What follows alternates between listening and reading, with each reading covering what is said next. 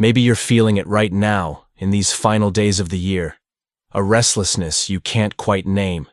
An inner pressure that seems to amplify everything you've been trying to keep under control regarding your twin flame.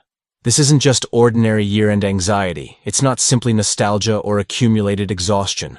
It's something far deeper, almost visceral, as if every cell in your body knows you're about to cross through a decisive energetic portal.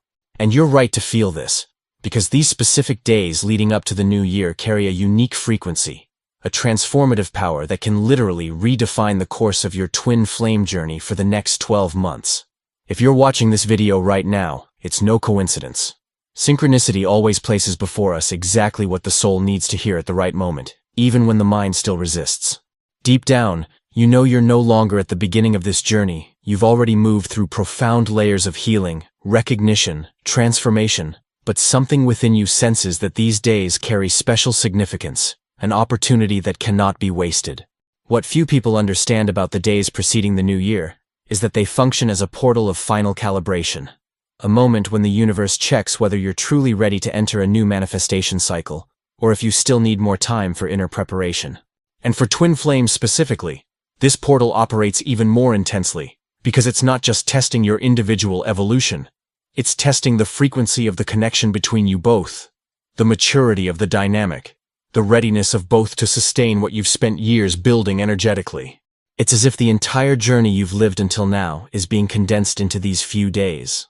All the lessons, all the healings, all the choices, to determine whether the union you so deeply desire can finally materialize, or if there are still aspects that need to be integrated before this can happen in a healthy and sustainable way.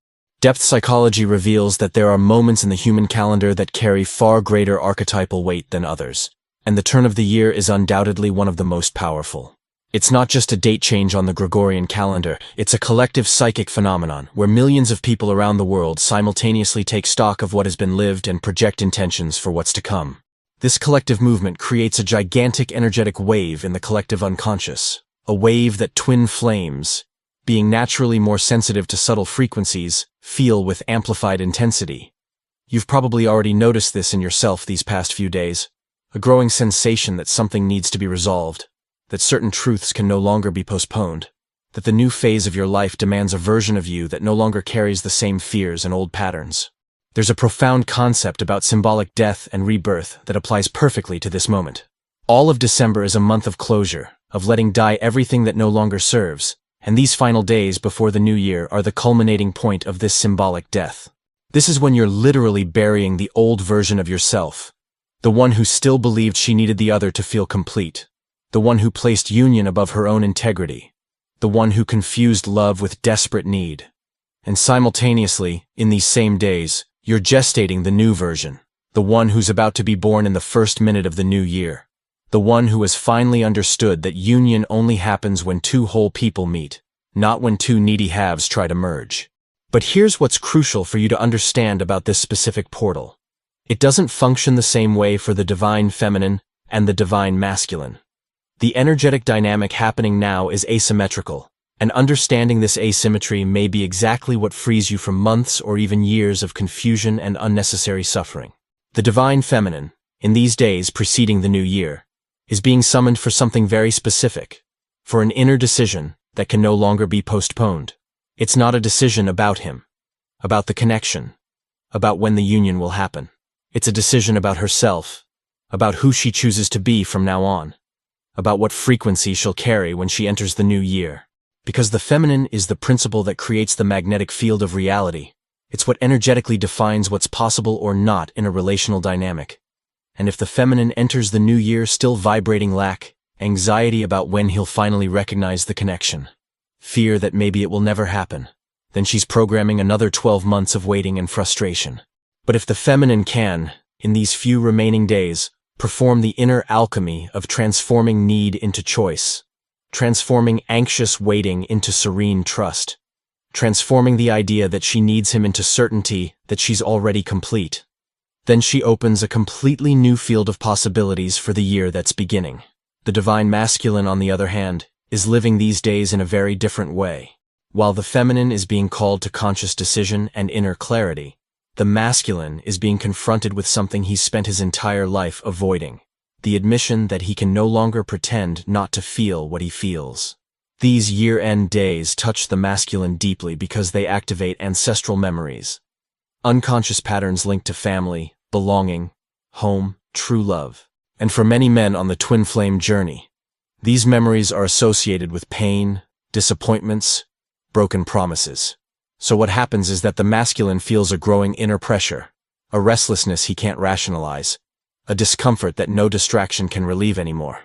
He may be trying to stay busy, focused on work, on social commitments, on anything that prevents him from being alone with his own thoughts. But in these specific days, all these escape strategies begin to fail. The truth he tried to bury for months or years begins to emerge with a force he can no longer contain. He catches himself thinking about you at the most unexpected moments, waking up in the middle of the night with your face in his mind, feeling a longing that makes no rational sense because maybe you didn't even have that much time together on the physical plane. And here's something the feminine needs to understand with crystal clarity. When the masculine is going through this process of inner confrontation, he cannot communicate.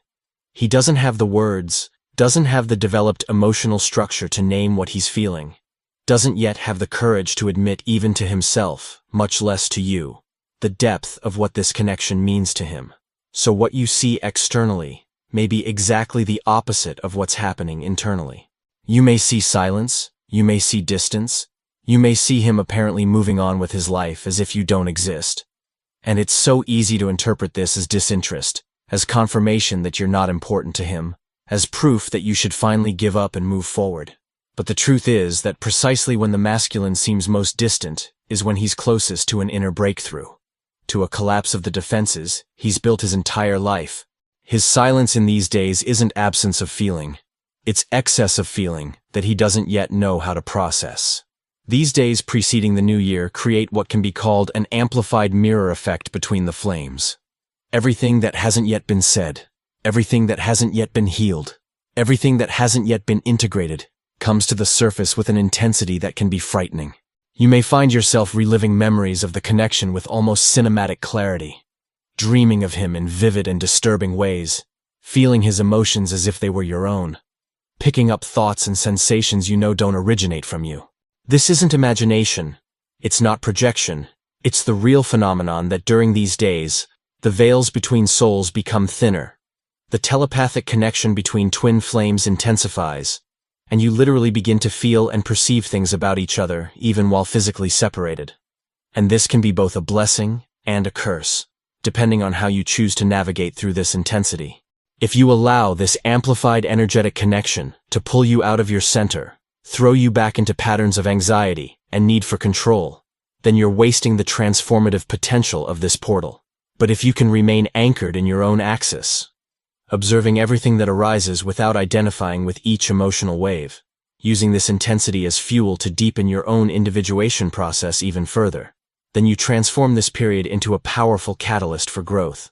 There's a specific test happening now for the divine feminine, and this test has everything to do with the capacity to keep the heart open while simultaneously sustaining healthy boundaries. It seems contradictory, it seems impossible, but it's exactly this paradoxical capacity that marks the difference between the mature feminine and the feminine still trapped in childish relationship patterns. The open heart means you haven't closed off, haven't built walls, haven't decided you'll never love or trust again because he disappointed you. It means you still honor the truth of what you feel, still recognize the depth of the connection, still maintain the frequency of love, even in the face of physical absence or apparent rejection. But healthy boundaries mean you don't accept crumbs, don't tolerate chronic indefinition, don't place yourself in situations where your value isn't recognized. It means you love, but don't abandon yourself in the process, that you desire union, but don't put your life on hold waiting for it, that you maintain the energetic connection, but don't allow it to dominate or completely define you. In these final days of the year, you're being tested precisely in this capacity. Situations may arise that invite you to return to old patterns, perhaps a message from him after a long silence, perhaps a synchronicity so strong you think it's a sign you should reach out, perhaps an emotional wave so intense you want to break the silence and declare everything you feel. And there's no universally right or wrong answer for these situations. There's only the answer that comes from your inner truth. If you feel a genuine impulse to reach out, and that impulse comes from a place of fullness, of overflowing love, of desire to share without desperate need for response, then perhaps it's authentic to follow that impulse. But if the impulse comes from anxiety, from fear of losing the opportunity, from need for validation, from hope that your message will finally make him wake up and recognize the connection, then that impulse isn't the wisdom of the soul, it's the panic of the ego that feels the year ending without the resolution it so desires. What makes these days so decisive is that they function as an energetic watershed. Depending on how you navigate through this portal, you can enter the new year in a completely different frequency than the one you ended the previous year with. And frequency, in the context of twin flames, is everything. It's not about what you do externally. It's not about how many manifestation techniques you apply. It's not about how many crystals you use or how many meditations you do. It's about who you are being at the deepest level of your being, about what story you're telling yourself about the journey, about what meaning you're attributing to the waiting, the separation, his silence. If the story you're telling is one of victim, of abandonment, of injustice, of why me, why is it taking so long, then you're vibrating in a frequency of powerlessness that can only attract more situations that confirm that powerlessness. But if the story you're telling is one of growth, of divine preparation, of trust in perfect timing, of gratitude for what the journey has already taught you, then you're vibrating in a frequency of creative power that naturally magnetizes circumstances and people aligned with that power. There's a deep psychological phenomenon that naturally happens during this time of year, and that especially affects intense connections like those of twin flames. It's the phenomenon of annual reflection. The human mind is programmed to take stock at transition moments, and the turn of the year is the most universally recognized transition. So inevitably, both you and he are doing this reflection now. You're looking back and seeing the year that passed. You're asking yourselves what changed, what grew, what was lost, what was gained. And when it comes to the twin flame journey, this reflection can be painful because sometimes it seems nothing changed externally, that you're still in the same place of separation, that another year passed without the union materializing. But this perception is superficial. Because if you look honestly at who you were at the beginning of the year and who you are now, you'll realize everything has changed. You're no longer the same person who entered this year. You've moved through layers of transformation that many people don't experience in entire lifetimes. You've confronted your shadows. You've healed ancestral wounds. You've developed inner resources you didn't even know existed. And even if he still hasn't shown up in the way you would have liked, even if the union still hasn't materialized, you're infinitely more prepared for it now than you were 12 months ago. The masculine is also doing this reflection, but in a way that can be even more tormented. He's asking himself, another year where I chose fear instead of love, another year where I let the person who really matters slip through my fingers, another year living a life that seems right on the surface but feels empty inside. And this reflection creates an inner crisis that can manifest in very confusing ways externally. He may become more irritated, more restless, more prone to self-destructive behaviors or impulsive decisions. He may throw himself even more into distractions, trying to muffle the discomfort this self-assessment brings. Or he may do exactly the opposite. He may have a moment of sudden clarity where he finally admits to himself that he needs to stop running and have the courage to face what he really feels.